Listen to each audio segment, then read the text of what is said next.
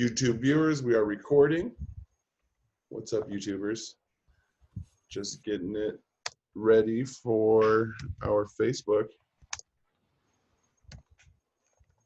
which we're going live now. Going live. We're going live. Waiting for it to jump. We're going live. Almost there. And what's up, fight fans?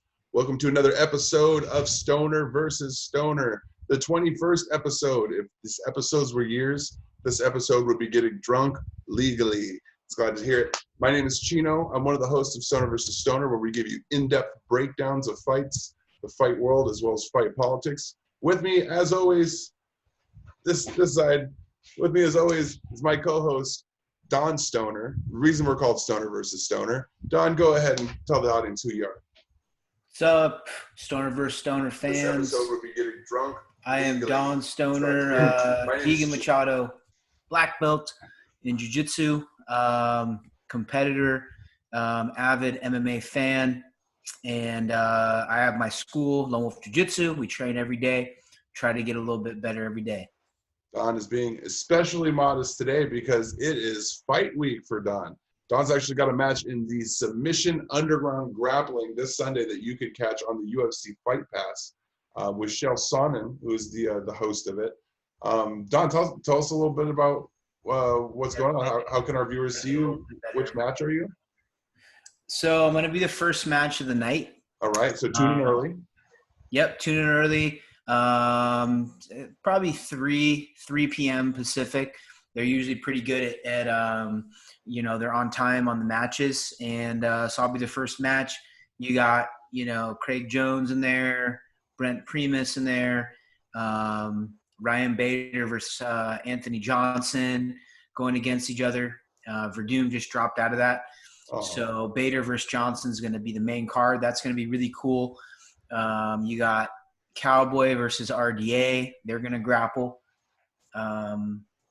Mason Fowler's on the card. Wait.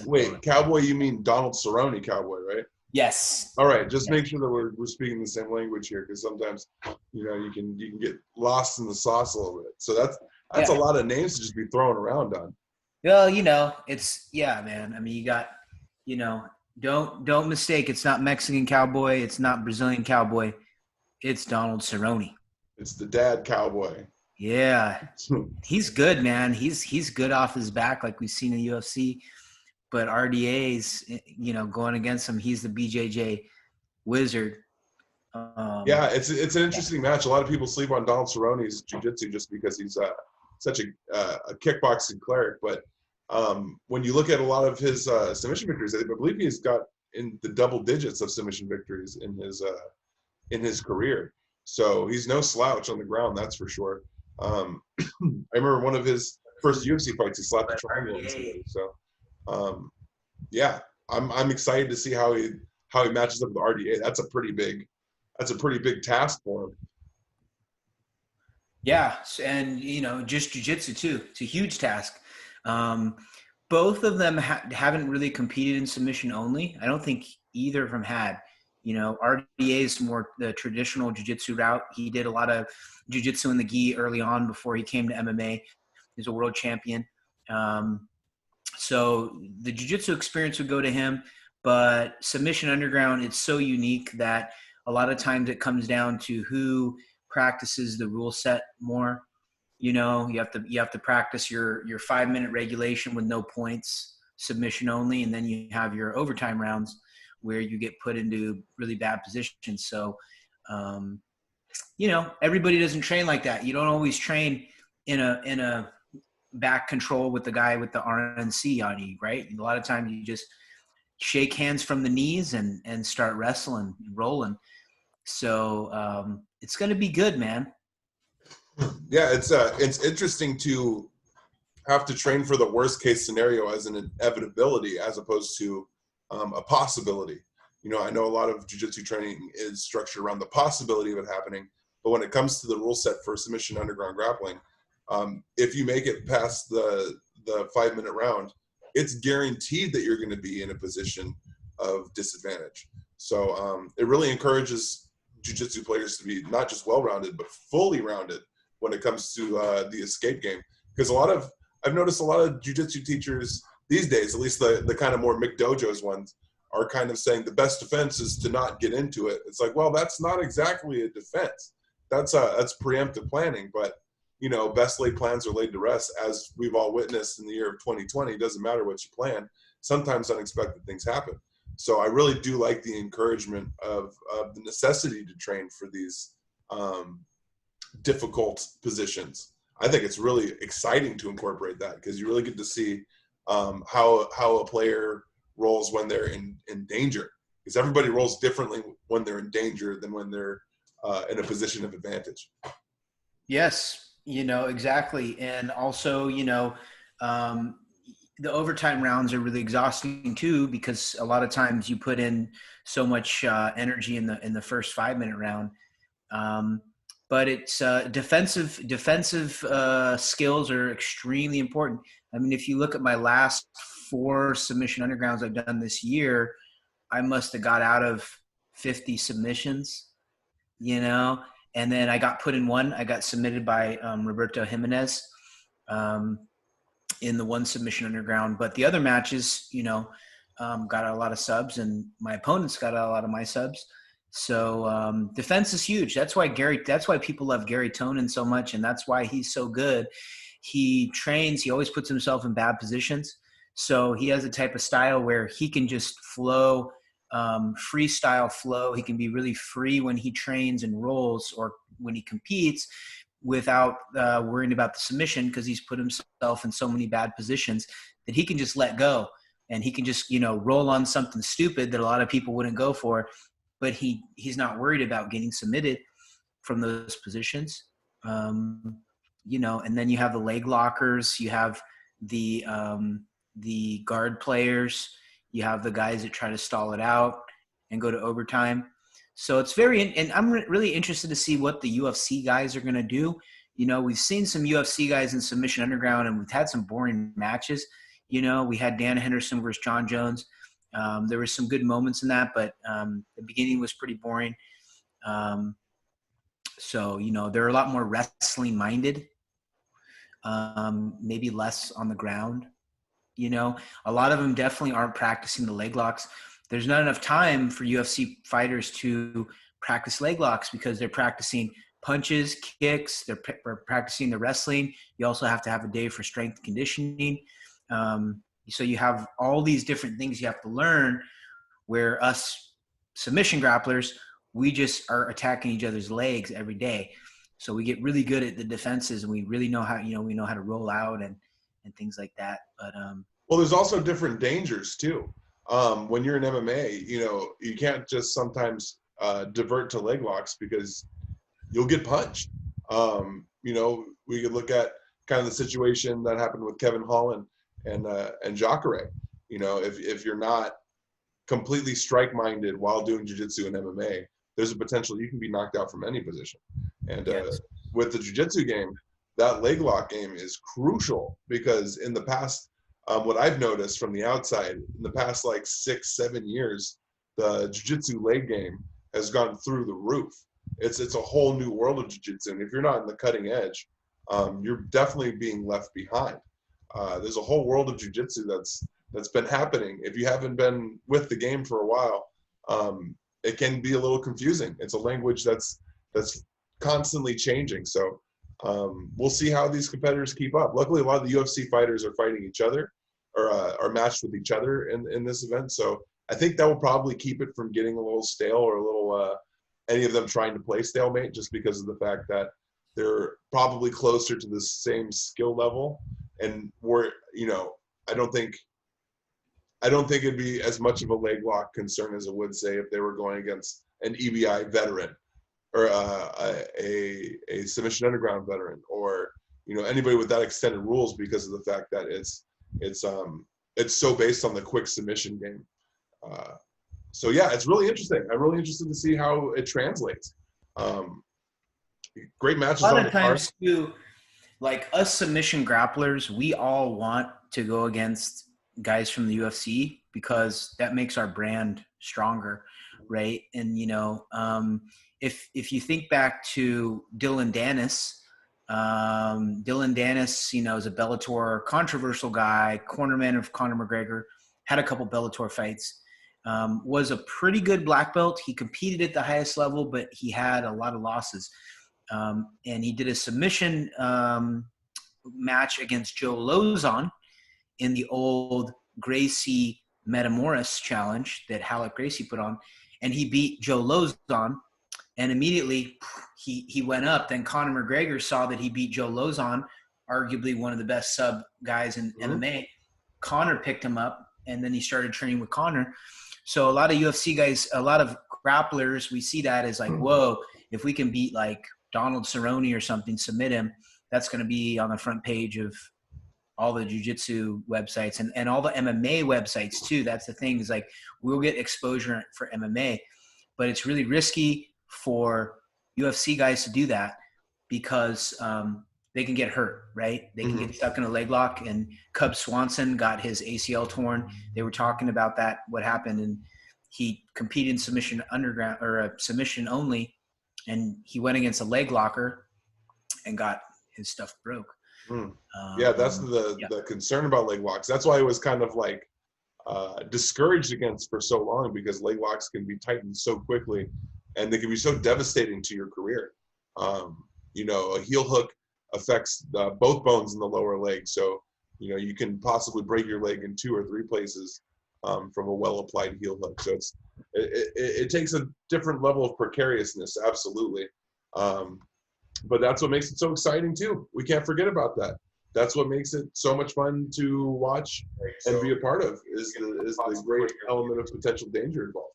So, kudos. That's why what you do is televised and shown to the public and the masses, because it's what we enjoy.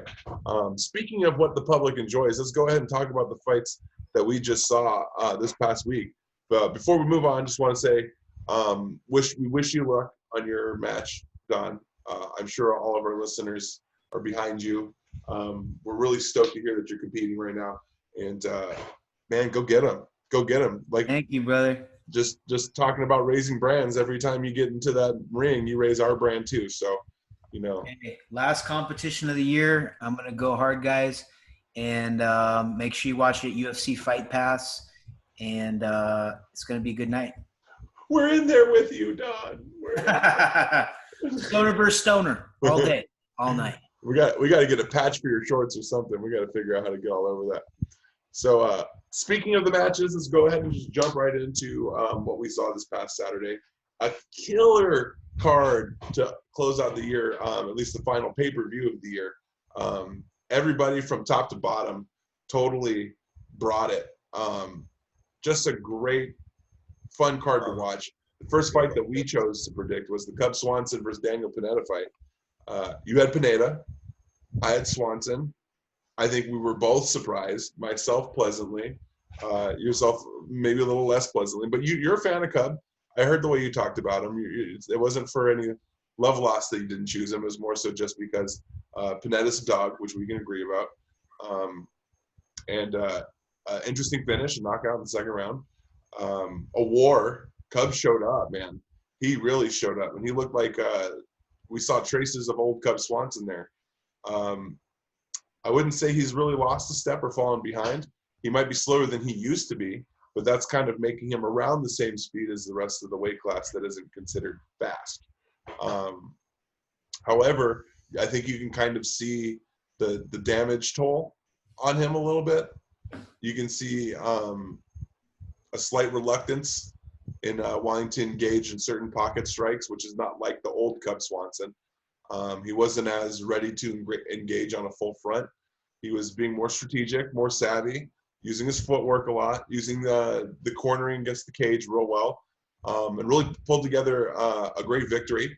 The way he talked about it afterwards, it doesn't sound like he's really interested in fighting too much more, if at all. What did you see, Don?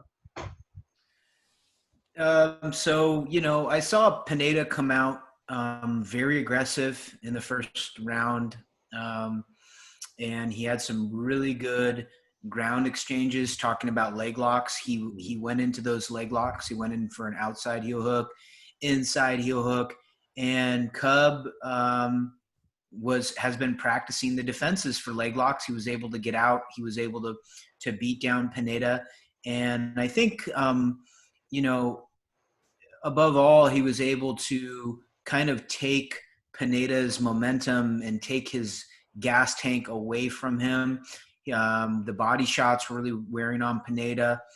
The fact that he couldn't submit Cub was also wearing on Pineda. So when they got up on the feet right before Cub knocked him out, Pineda looked very tired. He looked very just demoralized that he couldn't finish Cub the way he wanted to. And he blew his wad in those early rounds. And I think he was kind of banking that on Cub's chin as well, that maybe Cub's chin wasn't as strong as it was. And so he came out really, really heavy with his punches and kicks. Cubs also had some problems with some low leg kickers. But, I liked how Cub was patient in the fight. Cub was very patient. Cub was picking his shots in the first couple rounds, kind of letting Pineda gas himself out. Mm-hmm. And then when he started working to the body, he took Pineda's gas tank. So it was a beautiful win by Cub Swanson. Definitely he's not engaging in brawls, but that's smart. That's an extremely smart move. Absolutely. And he was really using the 30-degree angle really well in this footing, meaning that he was taking a 30-degree angle on his opponent's front foot so he could never establish a proper footing for a power shot.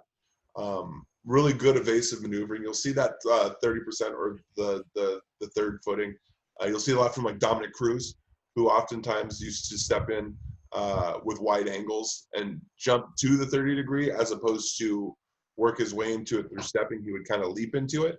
But Cub Swanson did a really good job of moving really smoothly and evasively towards it.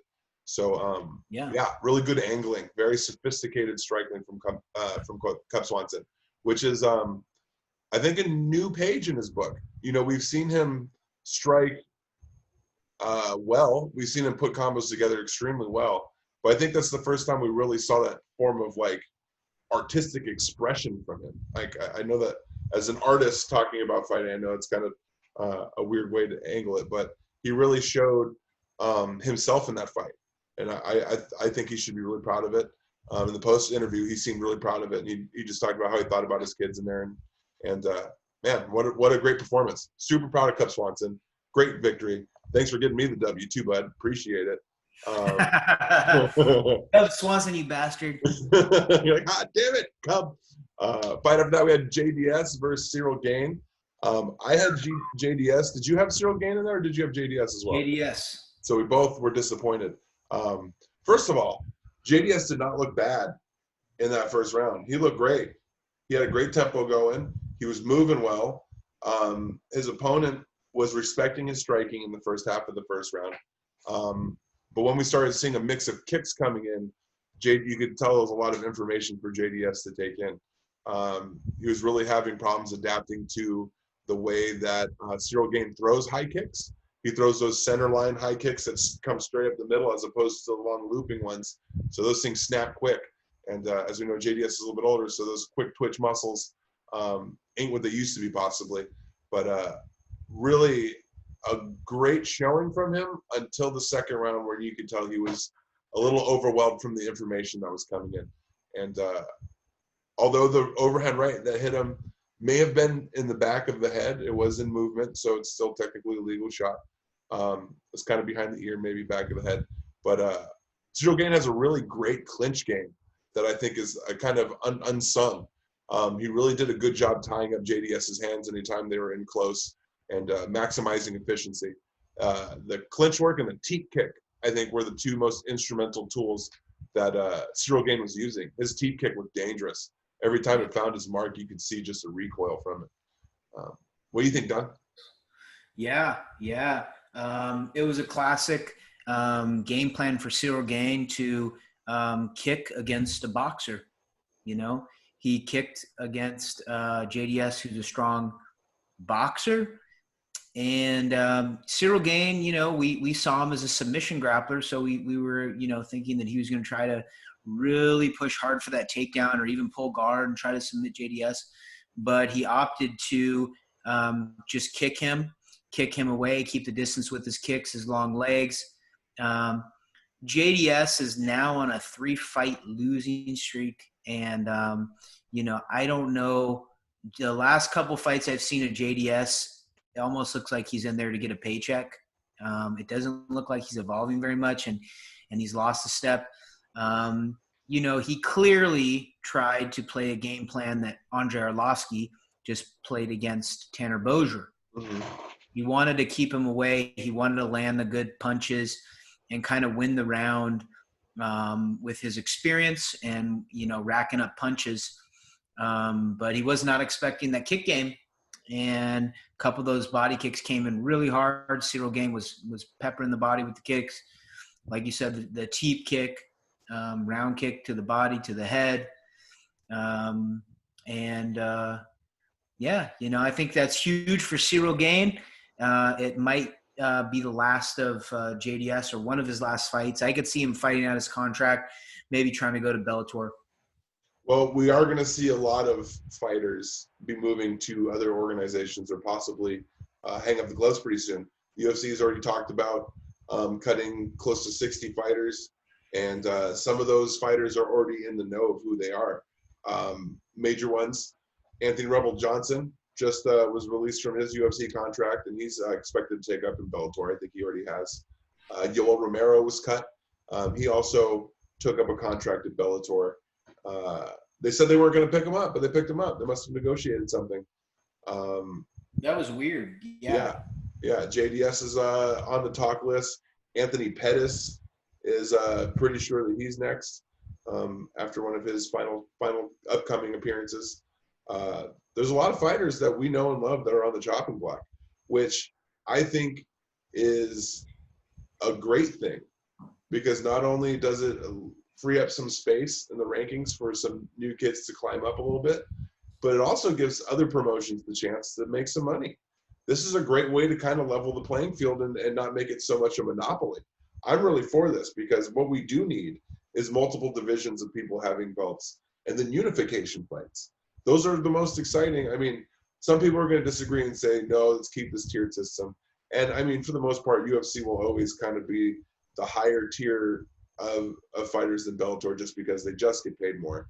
I mean, in the main contracts, not in the lower ranking, but if you're a champion, you're getting paid way more in the UFC than you are in Bellator, period. Oh, yeah. And the lower too, right? I mean, starting for UFC is like 15 and 15. Starting for Bellator, I mean, they're still paying their prelim guys, $3,000, $5,000 to fight, But at a certain point, Bellator is going to have to stop picking up UFC fighters, because it's going to start to tarnish their brand, especially older guys. They'll pick up the Corey Andersons of the world, because he still has some, a lot of miles left in him, championship material. He was on he's on a tear, and then the UFC cuts him because of contract negotiations. That's perfect for Bellator, because they can build him. It's going to be harder to build JDS. It's going to be harder to build even Yoel at this point. But I mean, Yoel's such a freak of nature. Who knows? Right, but how easy does it make it for you to shape the future of your talent by letting them fight these top tiers of professional fighters? What if the new Bellator people are fighting some of the old UFC clan and start beating him? That's exactly what it is. Yeah. ONE FC didn't get nearly as much of attention that they wanted until they brought over Eddie Alvarez, and he got smoked. Until they brought over Sage Northcutt, and he got smoked. There was all of a sudden more allure to watching these fights now, because it's like, holy shit, they're dangerous. Like, these are actually dangerous killers. So I think it could have potentially either or, maybe both effect, where it's positive and negative. I know myself as a MMA fan, I will watch Bellator more, knowing that they do have a higher grade of talent on deck to challenge their current rankings. I think that's great. Because I'm a big fan. Like, if you're the type of sports fan that watches college football to see who the future of the NFL is, then this is the same exact reason to watch Bellator, just to see who the future of MMA is. I think it has mutual gains. Yeah, it could be good, could be bad. Who knows? We'll see. For sure. the Bellator guys, the up and comers, like you said, need to beat the UFC guys coming into Bellator, right? And vice versa, to build for Bellator to build and for UFC to build. A guy comes over from Bellator and he's the next big thing, like Michael Chandler. If Michael Chandler gets knocked out immediately, Bellator is like, oh, maybe they're not as great, right? But now Bellator, if they take over, like you said, some of these big names and their guys beat them, a star is born, and we'll watch Bellator if Yoel Romero's on it.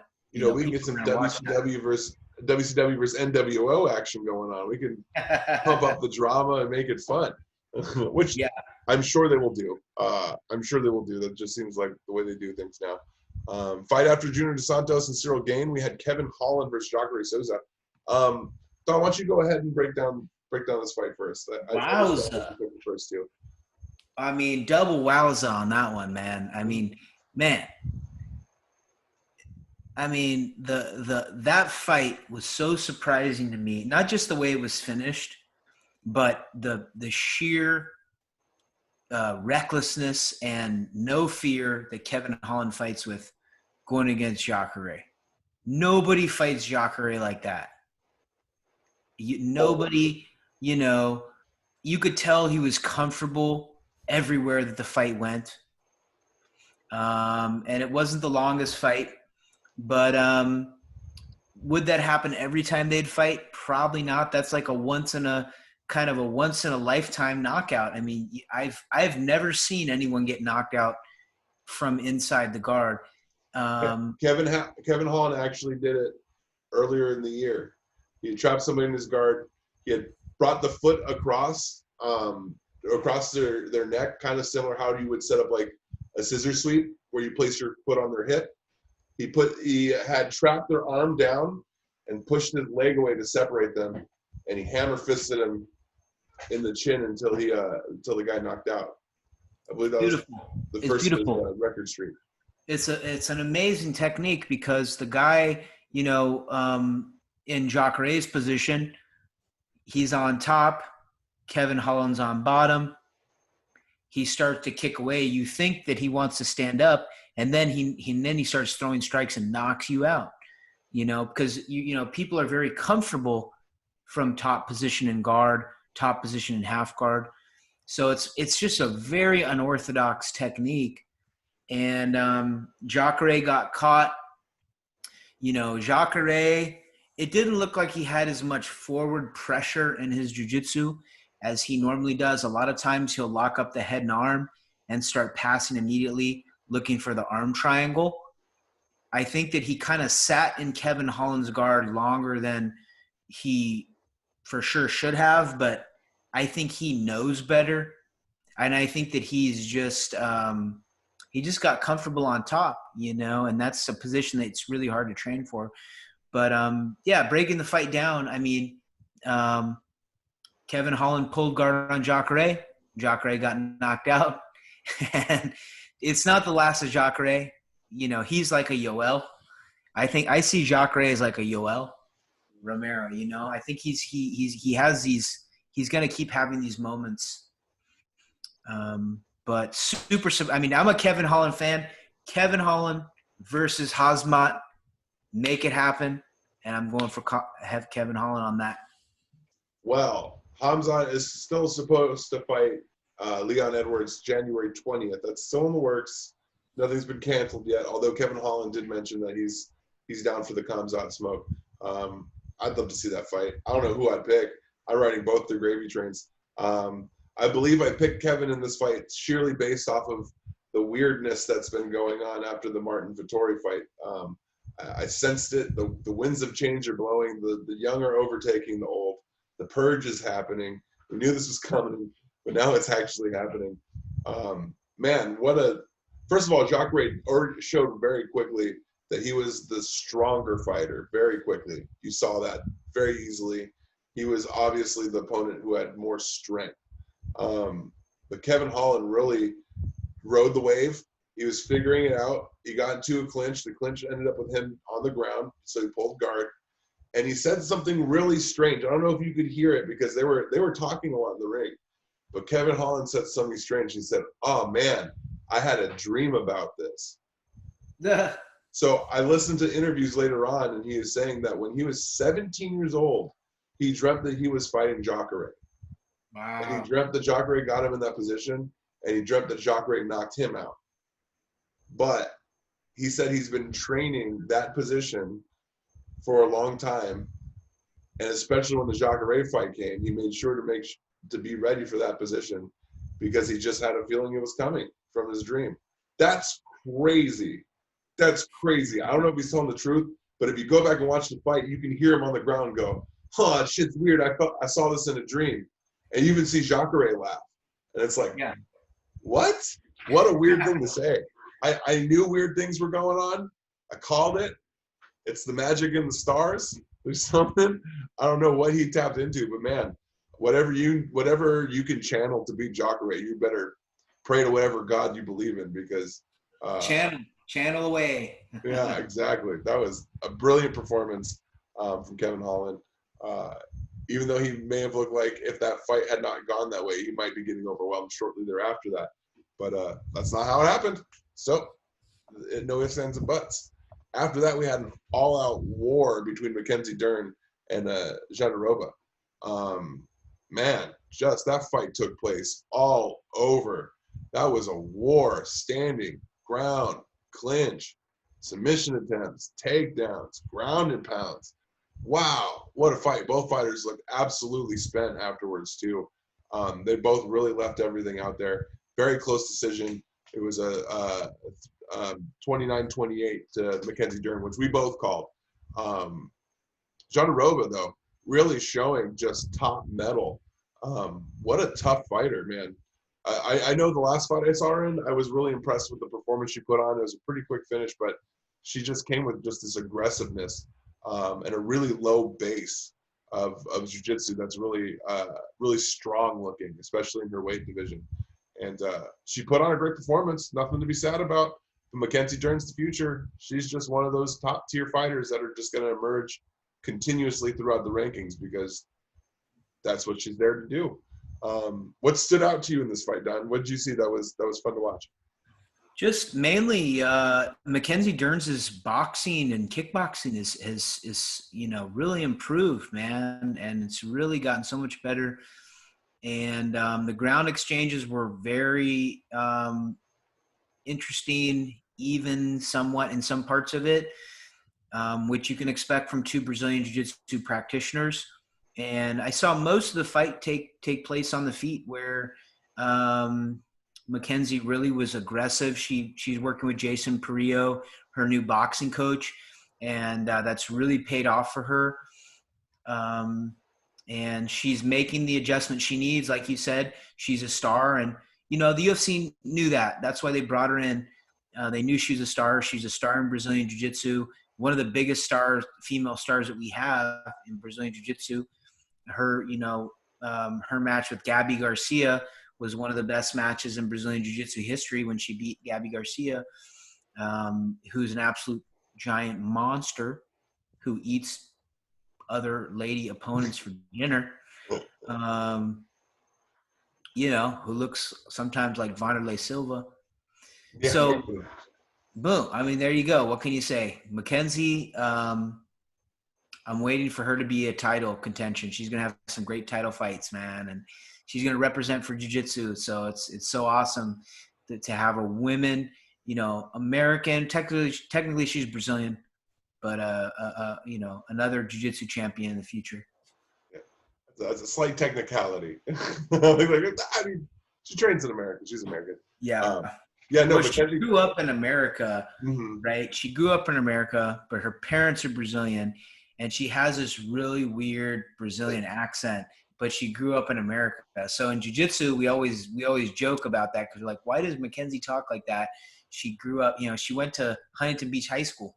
Yeah. It's the 3/4 Brazilian accent. It's not, and it's not even that thick. It's like really, really subtle.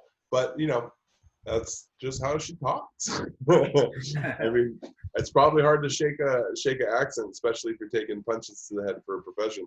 I'm sure that's the least of your worries, really. So fight after that, we had Tony Ferguson versus Charles Oliveira in a stunning turn of events. I don't think anybody was expecting to see that happen in the fight. If you didn't see it, Don, I'll let you take it away for the first half, and I'll add my 2 cents because first round was mostly a jujitsu talk, anyways. The jiu-jitsu clinic. Charles Oliveira is not a guy who normally dominates wrestling like he did. And so the big surprise in the fight for me was the fact that Charles Oliveira was able to take down Tony Ferguson, control every ground exchange, absolutely control him, and get the victory, but Ferguson doesn't look like the same Ferguson. He wasn't hitting his Darce chokes from the bottom. He wasn't hitting his scrambles. A lot of times he's able to scramble out of those double leg positions. And Oliveira just really had a heavy forward pressure wrestling game on Ferguson. Never let Ferguson get 1 second of a breath or anything. Stand-up wise, he was able to make his style work for him. But really the ground is what stuck out to me, is like Oliveira's really evolved in the wrestling, and he looks like he's been watching a lot of Khabib's footage. And he has the missing piece in his game, right? He was always good at jiu-jitsu, first and foremost. Then he spent a lot of years in Muay Thai, so he got a really good Muay Thai game.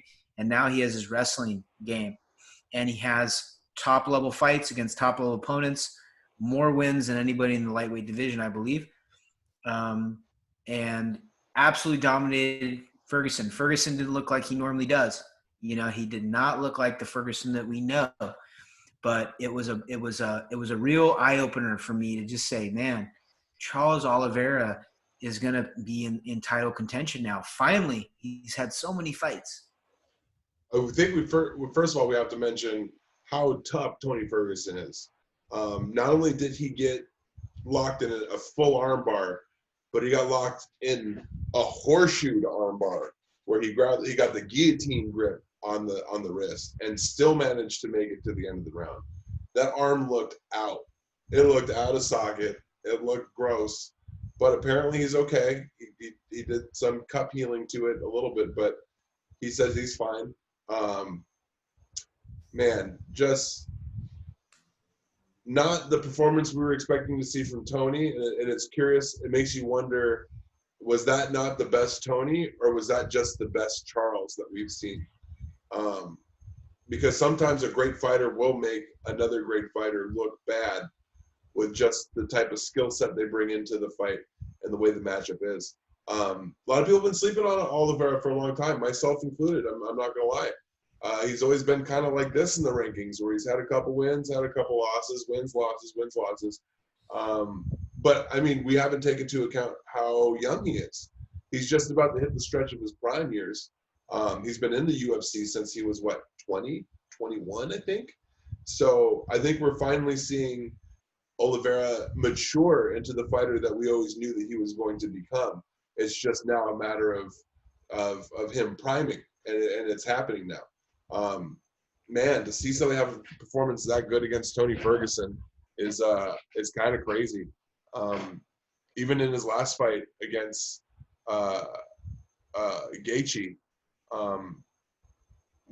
he didn't look like himself, so we kind of shrugged that fight off as like, oh, maybe it's because of this, maybe it's because of that. I mean, now the only thing you're blaming on is maybe no crowd. The fact that maybe the audience gets a little more juice, which isn't an excuse enough. I really hope Tony's not on the list of fighters that are potentially being cut. I don't think he is. There's no reason to be. But Dana White has made some pretty brash decisions in the past couple months regarding fighters' contracts. So I don't think he's in danger, or should he be in danger. But I think it's definitely something we should talk about, being an MMA news source, is the possibility that 2 losses like that in the top tier will definitely bump him out of top 5. He'll probably stay in top 10, but not towards the 8 side. It's a really interesting situation. Charles Oliveira really threw a wrench in the spokes for the UFC's planning. That's for sure. I don't think the UFC was planning on Charles Oliveira to win. So now there's a big traffic jam at the top of the rankings list. And a champion that's retired but not vacant. What are they going to fight for? Are they fighting for number one contender? Like who fights who for what? What's the incentive? What's going on? It's a really weird situation because Khabib said that if Tony beat Charles in a dominant fashion, that he would consider fighting Tony. But now that's out the window. Yeah, I don't know what's going to happen from here. It's going to take months to untangle the mess that Oliveira has brought forth to the UFC. So good job, Charles. I don't want to play spoiler. I love it when somebody kicks somebody out the playoffs. That's great. Great job, Charlie. You killed it, man. Great fight. And the main event, some are saying, is another candidate for fight of the year. Definitely fight of the night, that's for sure. Davidson Figueiredo versus Brendan Moreno. Whew! What a fight. What a fight. Toe to toe the entire time. God, there's just so much to approach about the footwork and counter footwork about this fight. The adjustments, the information coming in, the way both fighters maturely were able to process the information in front of them and then throw their counter game plan at each other was absolutely incredible. The speed of which the delegation of choice making was made was phenomenal. It was truly a back and forth. Davidson Figueiredo would have won the fight had he not caused the low blow that got him docked a point, which was a really bad low blow. Probably one of the worst that we've seen in the UFC in a long time. But that didn't stop Moreno in that round. If anything, he actually came back and took the round as well, possibly making it a 10-8 as opposed to a 10-9. But in the end, it ended up being a majority draw with one judge voting for Figueiredo. Figueiredo and Moreno both had to go to the hospital afterwards. They were both pretty beat up. Anything you'd like to say about it, Don, other than definitely fight of the year for me? I think that was fight of the year. Figueiredo after the fight talked about how he had food poisoning, and it looked like he still, even with food poisoning and really not taking care of his diet and really not nourished the way he should be in a title fight, let alone any fight, because of his food poisoning, he still had like 10-20% more power than Moreno. So I think that if he would have had 100% power, it would have went more like what we thought. Not taking anything away from Moreno, like you said, he had the answer for a lot of what Figueiredo was throwing at him. He showed very good stand-up and ground game. He showed that he belonged in there with him, and that's got to be like a 2 to 3 fight series where those guys just battle it out, man. I'll watch those guys fight all day. Absolutely. So you think it's more like a Jones and Gustafsson thing, where it's like maybe he just didn't get the best Davidson on the best night? Yeah, I think he didn't get the best. I didn't think he did get the best Davidson on that fight, because they both came in with on such short notice that, like we were talking about, it was going to be kind of the situation of who has the best weight cut and who can turn around 2 weeks after the first fight to the next fight.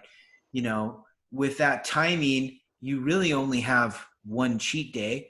And Figueiredo's corner said that he only had one cheat day after his last fight.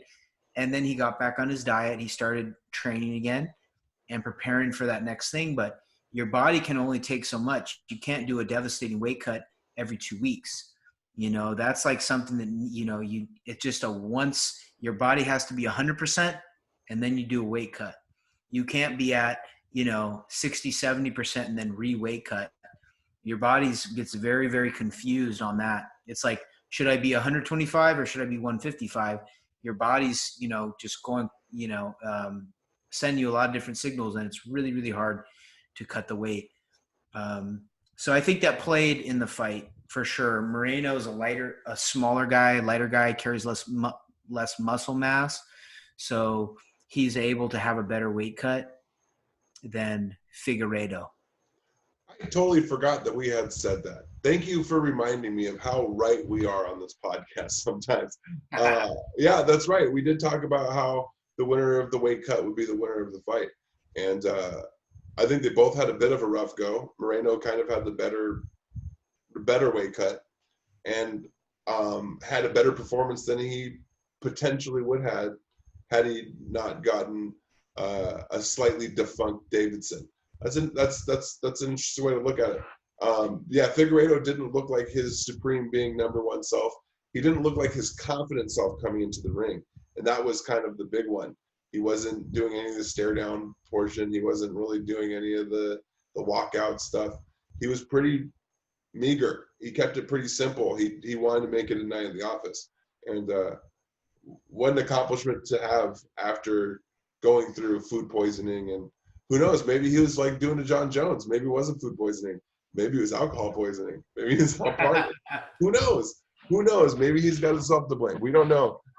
We do know that he is kind of starting to adjust to champion life pretty quickly. I don't know if you've been following his social media, but he's already dressing like Conor McGregor and dyeing his hair and riding Well, the the wave weird of part Conor is, Campbell. though, if you look at it, it looks like he's wearing like Ed Hardy stuff. Mhm. And I'm not a big fashion guy, but I remember when Ed Hardy was big, everybody wanted the Ed Hardy shirt with the flaming panther, and you wanted the Ed Hardy shoes. And then and then it turned, everything was like at Ross, so it's Ed Hardy, and like, oh, Ed Hardy kind of sucks. Yeah. He's bringing Ed Hardy back, bro. Yeah, I saw him wearing Ed Hardy and Bathing Ape, and it's like, what? You don't even know what you're wearing. Like, he doesn't speak English, so he's just grabbing shit off the counter and be like, yeah, this one. Yeah. But no, he's good, man. He's living like somebody who came out of a slum in Brazil and now has a shit ton of money, which is exactly who he is. And he's fun to watch. There's something really exciting about watching that experience happen to somebody where they go from fighting for their next meal check to really making it and doing good things for his community as well at the same time. So it was a great fight. I know the next time we see him, like we kind of said, he'll definitely be bringing more elements and more types of fire to the fight for sure. So yeah, I look forward to seeing the next one for sure. Speaking of next one, we got some more fights coming up this Saturday already. Man, the UFC is not giving us a break. They're just giving it to us every week. And this week's card is no different. This one's actually going to be another really good one. If we're looking at the main card, starting from the bottom, we got Marcin Tybura versus Greg Hardy. Greg Hardy's fighting again this year. Still not giving him top-tier talent yet, but, you know, they're still building his record, trying to build the story. We got Jillian Robertson versus Talia Santos. That would be a great one. Marlon Moraes versus Rob Font. I don't know much about Rob Font. I remember his last fight, and he had some success. He's a talented fighter from what I remember. But Marlon Moraes, of course, is Marlon Moraes, so he's something to worry about. We got Michael Pereira versus Chaos Williams. Chaos is back, one of my favorites. Marlon Vera versus Jose Aldo. And the main event is Stephen Thompson versus Jeff Neal. So we've got a big card for fight night, ladies and gentlemen. This is a banger. It's a good old-fashioned banger. So starting from the top down, Stephen Thompson's for Jeff Neal. Who you got and why? I'm gonna go with Wonder Boy on this one. Wonder Boy Thompson. I just think that he's a higher level fighter. Geoff's had some good wins. He's a strong guy. Relies a lot on his stand-up, and I think that's where Stephen Thompson's just going to outwork him. So I'm going with Stephen Thompson by decision on this fight. I am going with Stephen Thompson as well. I think TKO in the second round, however, or third round, since it's a 5-round fight. The lateral movement will be the big difference, I think. Stephen Thompson's lateral movement is extremely tight. Only fighter who's really been able to take advantage of it was Anthony Pettis when he was able to attack the back leg. I don't think that will be really a factor in Jeff Neal's game plan. I think he's probably going to try to make it a little bit messy of a fight, try to clinch him up, try to cage work him a little bit, try to make it as dirty as possible. But I think Stephen Thompson's just got the speed advantage and the cornering advantage. So I'm going to take Stephen Thompson on this one. Third round TKO, but I think we have pretty similar visions of how the fight's going to go. Before that, we have Jose Aldo with Marlon Vera. Man, that's a tough fight to call. That's a real tough fight to call. Jose still showing so much brilliance in the twilight of his career. Really putting up some great numbers as well as just some great performances. Marlon Vera, a great representation of talent, currently climbing in the UFC ranks. Just a very well-rounded, very full, developed fighter, dangerous everywhere. Jose Aldo, obviously an influence for Marlon Vera. My heart says Jose, my wallet says Vera. If I'm betting on this, I'm probably going to bet Vera. But I'm allow my heart to decide. I'm going to pick Jose Aldo in a decision. Boom. I'm going with Jose too. Jose Aldo knows Marlon Vera's game upside and down. That's a perfect opponent for Jose Aldo. A guy who's Marlon Vera's a good grappler, pretty explosive on the feet. I think that what we've seen from Jose Aldo lately is on the feet, he's one of the top guys. He's top 1 or 2 on the feet. And on the ground, I don't think that he has too much for Jose. So I'm going to go with Jose Aldo. Yeah, it's going to be a great fight, though. I think we're going to see some brilliant techniques out of Marlon Vera. Something about that fight, to me, is saying that he's got a really fantastic game plan for Jose. And because of how much footage is on him, it might benefit him. Michael Pereira and Chaos Williams, I mean, come on. You know who I'm picking.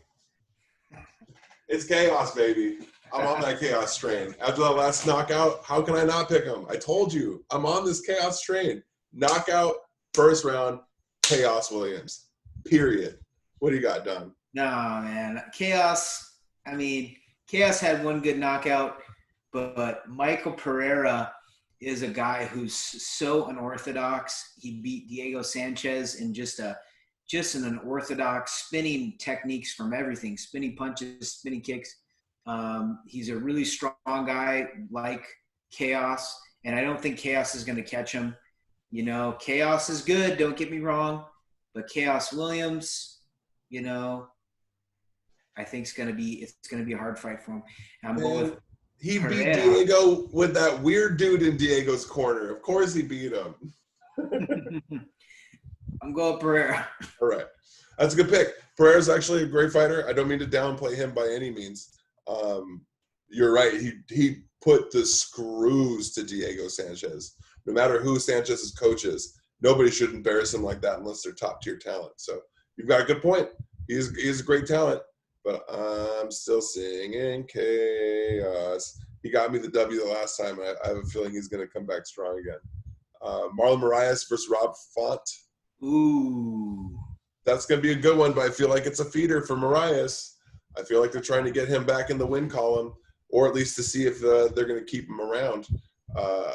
He's had a couple of losses in the top end of the division, and he needs a W bad. So I think Marlon Moraes comes out hot, really swinging heavy. I think he overwhelms Rob pretty quickly in the fight. I'm going to say a second-round knockout. I'm going to go with third-round decision versus Marlon. Rob Font had a loss against Pedro Munoz. MMA math doesn't work. Rob Font had a really big win that got him this fight, got him up in the top 5 in the UFC bantamweight division, but Marlon Moraes is just a different beast. I feel like Marlon still hasn't found his groove in the UFC. He still hasn't, he's had some good wins, and then like his fight against Jose, he was kind of starstruck. But I think with Rob Font, like you said, he's going to come out and really look to finish Rob, and he has the skills to do it. So I'm going with Marlon on that one. We're both picking Marlon, of course. He's a tough fighter, man. He deserves a victory too. He's had some really tough fights in his past few. So I think the UFC is trying to put him back in the win column. It kind of gives me that feel. It's been a while since Moraes has been this far down in the main card. So I think they're trying to remount a climb for him because he's great talent and he's very exciting to watch. And ultimately, it's about selling pay-per-views. Jillian Robertson versus Talia Santos is the fight before that. We have Robertson, who's heavy in the submission side. We have Talia Santos, who is coming off of a TKO victory, if I do remember correctly. I don't know much about Robertson. I do know a little bit more about Talia, and I liked what I saw from her. She really put on some great performances in the last couple fights. So I'm going to go with Talia Santos in this 3-round decision. Nice. I'll go with Jillian. There we go. Jillian's a very talented jiu-jitsu gamer, too. Great grappling. I don't know much else about her. I don't remember much else about her. And then the first fight of the main card, we have Marcin Tybura versus Greg Hardy. Who do you have? I want you to pick this one first. Ooh. So now Greg Hardy has a solid opponent. Marcin Tybura just came off of that huge win against, who was that, Struve? Who did he fight? Yeah, I think it's Struve. Steven Struve. But Greg Hardy's on the climb, man. I don't like the guy. The Prince of Darkness has my pick on this card. Yeah. I don't think Marcin's the guy. I don't think Marcin has the right tools for Struve or for Hardy. He did have the right tools for Struve, getting in nice and low and throwing uppercut and power shots, good hooks, getting in nice and tight to Struve's danger zone because. Or did he beat Rothwell? Was that who he beat? Oh, that's who it was. That's right. Yeah, he did. He beat Rothwell in a 3-round fight after Rothwell put on a really impressive performance. That's right. When we saw the new Rothwell with his volume striking, and we saw Marcin Tybura push through it. Yeah, he's a good fighter, but he just doesn't have the danger that you need to put Greg Hardy in a place of respect. Because Greg Hardy is just going to come out, push hard, tire out, and then make it kind of a dirty fight with the clinch fighting and the slow grappling and the semi-sprawl and brawl tactics. He's going to get tired and he's going to lay on him in the 3rd round. It's going to be the same thing that we've seen from Greg Hardy. He's going to talk about how new he is and how improved his skills are. And he's going to do the same shit, and it's not going to make me like him anymore. But I agree. I think he beats Marcin Tybura in a 3-round decision again. I don't think he gets the knockout either. So now that I remember Marcin's last fights, I'm going to switch to Marcin on this one. Okay. I think he can weather the storm, and I think he can land some good shots that slow Hardy down. And he has a grappling game too, so I'm going to go with Tybura. Not a bad choice, and I hope you're correct. I honestly do. But I still think the UFC is just kind of loading the deck for this guy. They really want to make his climb meteoric and something that they did themselves. You know what I mean? I think they really want to take credit for the fighter that Greg Hardy is going to become. And I really hope he just turns into a big fat lemon. I really hope he just disappoints the hell out of everybody. That's my biggest hope. But, sometimes you can't always get what you want. I'll settle for him making it to heavyweight and eventually getting the shit kicked out of him by Ngannou or something. That'd be fun. I'll take that. But until then, I think this is a competitive fight. I think this is probably going to be the first one that actually doesn't look, for the most part, one-sided. I think this is going to be the first fight where we actually see Greg Hardy have to bring the dog out. And we'll see if he's got the dog, because not all athletes have it. You could be a professional athlete and still not have the dog. Marcin Tybura, have we seen him channel the dog yet? I mean, not quite. His win against Ben was amazing, but it wasn't finite. It wasn't a nail in the coffin, and that's kind of what you might need to beat Greg Hardy because of his size. His size alone will make it look like he's winning the fight. If he's in any positions against the fence, even if you're clinching him up, it's going to make him look like he's the more dominant fighter just because of how much he towers over you. So, making it a clinch fight is a really risky move, but you can get him tired. We've seen him get tired. I mean, in every one of his fights, he gets tired. So, I think it gets competitive. I definitely think this is competitive. It could go either way. But I still think it's Greg Hardy, unfortunately. I'm not a fan of it, but it is what it is, right, Max Holloway? It is what it is. But that's going to be the fights for next week. Oh, no, wait, we're not done yet. Are we? Yeah, we're done with those. Also, Anthony Pettis is the final fight in the prelims. And no word has been released from UFC, but he's saying it's the last fight on his contract, and he's pretty sure that they're not going to renew the contract for him. So this might be the last time we see Anthony Pettis fight in the UFC. Might be the last time we see Anthony Pettis fight. What feelings does that bring from you, Don? I love me some Anthony Pettis fights, man. Who's he fighting? His opponent is Alex Morano. Okay. No slouch. Solid, very solid guy, very well rounded. But should be a fight for Anthony that if he has enough steam coming behind him, puts out Alex Moreno, he can make a case to stay signed with the UFC. Please don't take me out yet. Yeah. Yeah. I mean, Anthony Pettis is still very exciting to watch. Let's not forget about what I just talked about, how he beats Wonder Boy with that amazing idea to attack his back leg. So smart. Just drilled his back leg so much that he lost his lateral movement. And then when it came to him trying to move away from that off the cage overhand right, Wonder Boy just didn't have the distance to cover because his leg was tired. Really smart tactic. And he took a lot of damage from it too. It was kind of like a suicide bomber tactic, but it paid off. Who else but Showtime? The creator of the Showtime kick, the running off the cage and throwing a strike. He was the first person to really open people's eyes to the possibility of using the full cage like that. Just a total pioneer of the sport. It's going to be sad if we see him go, but it's about the right time. I would hate to see him catch a few more knockouts and really lose his ability to be his charming self. He really is fun to watch inside the ring, outside the ring, in his interviews. He's all around seems like a great guy.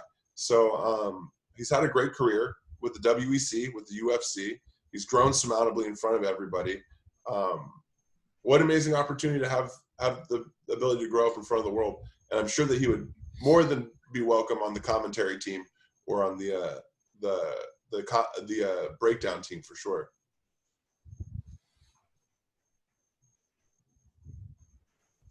Yeah. 100%. Yeah, he's definitely got a future in the sport for sure. Anything else you want to talk about, Don, before we call tonight? I got one. Basically it. That's basically it. Stoner vs. Stoner fans. I will make weight. I am a professional. So as much as I would like to not make weight and eat the Krispy Kremes that my mother-in-law brings over for me, can't do it. No Mike Perry pizzas. Nope.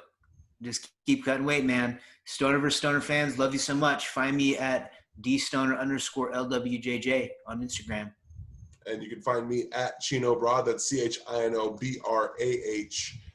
That's at everything: Facebook, Yahoo, Facebook, YouTube, Instagram, all that fun stuff. Thank you so much for tuning in. Thank you for all the people who watch us and keep commenting and keep us posted. We keep you posted. Thank you so much. Follow our YouTube page. Tell your friends about our live cast of this Facebook. And enjoy the fights, guys. We got some great ones coming this week. Enjoy the fights. As always, aloha.